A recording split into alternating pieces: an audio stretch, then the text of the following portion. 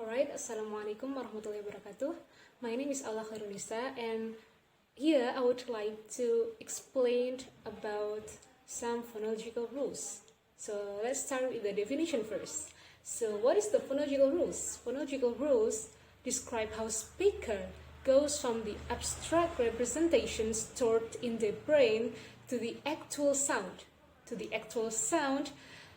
that they articulate when they speak. And in general, phonological rules start with the underlying representation of a sound and yield the final surface form of what the speaker actually pronounced. And there are some functions of phonological rules itself. So it can change the feature values, it can add new features, and it can delete segment, add segment, reorder segment, and from top of that, phonological rules are generated to account for what occurs in a language, especially in phonology. So here there are 4 types of phonological rules. So what is that?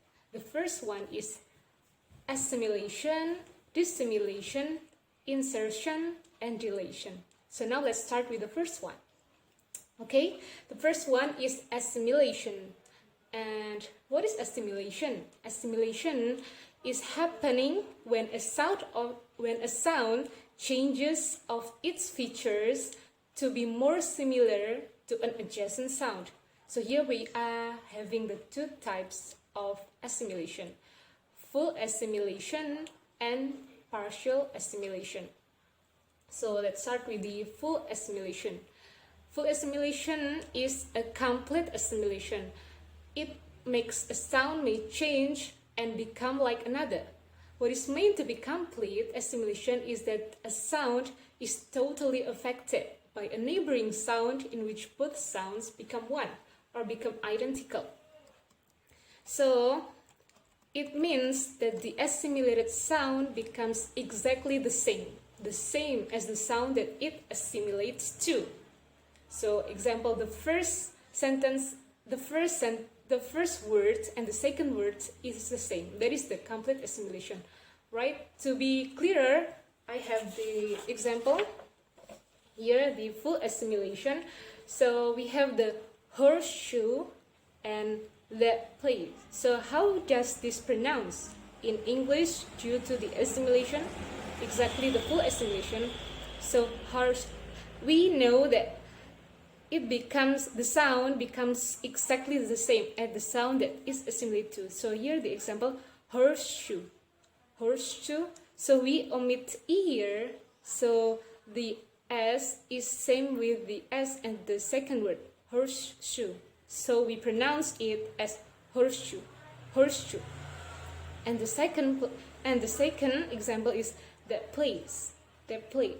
So we omit the T here and we assimilate the T as the P. So this becomes that place. It is actually T sound, but since it is according to assimilation, this will be P sound. That place. Alright, now we are going to the second assimilation, that is a partial assimilation. So partial assimilation doesn't occur completely. So in other words, partial assimilation involves just one feature in segment. And this is very common in English, but it can be difficult to notice. So here is the example, partial assimilation. So the assimilation is not full, and we don't have to change the last word same as the first of the second word, but instead we have to replace it. So here the example, handbag, and 10 pikes. But in partial assimilation, we can pronounce it as handbag. So B here will become B sound will become sound. Handbag. And 10 pikes, instead we pronounce it as 10 pikes, we will pronounce it as 10 bikes. 10 bikes. So P will be P sound, will be P sound. 10 bikes.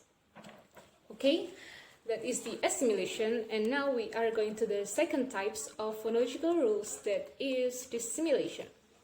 So this dissimilation is happening when a sound changes one of its features to become less similar to an adjacent sound, and usually is to make the two sounds more distinguishable.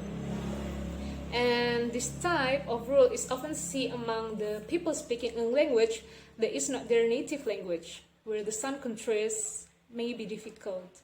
So probably they are feeling difficult to pronounce the real accent, so that the dissimilation happens. And for the example, here is the example, dissimilation. Okay, we have caterpillar, reservoir, governor, and terrestrial, and surprise. Instead, in dissimilation, we omit one of the two R sounds. We omit the R, so it will be pronounced as caterpillar, reservoir, governor, terrestrial, and surprised. So we omit the R sound in every word, so it becomes easier to pronounce. Right? And now we are going to the third types, that is the insertion. So the insertion happens when extra sound is added between two others.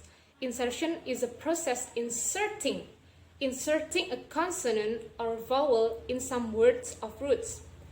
And usually this process also called as epenthesis. So we have the example of insertion. Alright, so insertion means that we insert a font inside the real word of the root of the word. So speciality, where does this word comes from?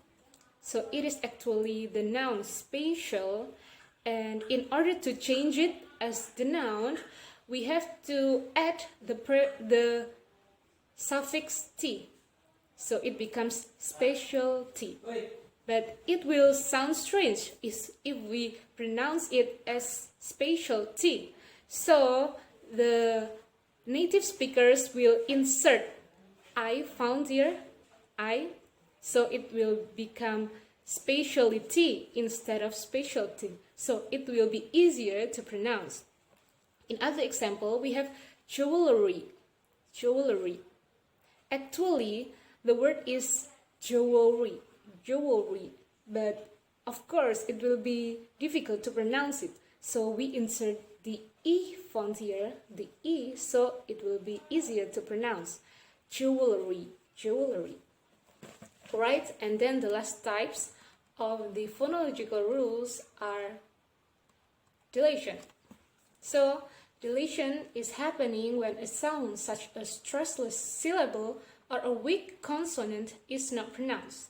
So we omit this font because this is not pronounced, and in which speech sounds disappear from words.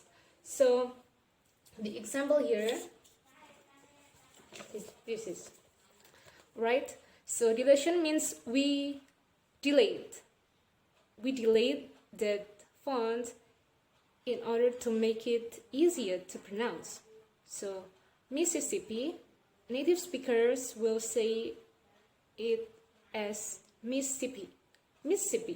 So they omit the C, the second C, so it will be pronounced as Mississippi. In other is history.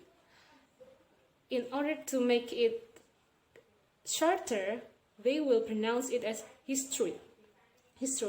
And also there are very much of example of deletion.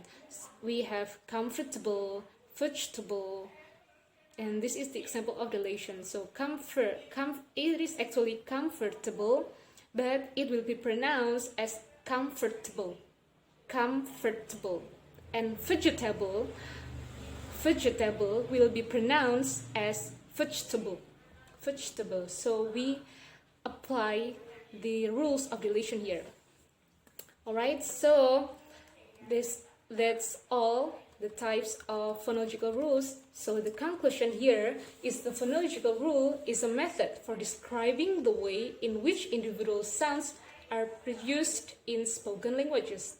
These rules are written out in specialized notation that codifies the way in which a sound of group sounds is altered by appearing in a specific linguistic context. These phonological rules vary between languages and dialects, and they reflect the common pronunciation habits of various linguistic groups. And by studying this, we can operate in a spoken language that is able to determine the psychological and mechanism that translate mental language, right? That's all that I can explain here about the phonological rules. Thank you for watching, and wassalamualaikum warahmatullahi wabarakatuh.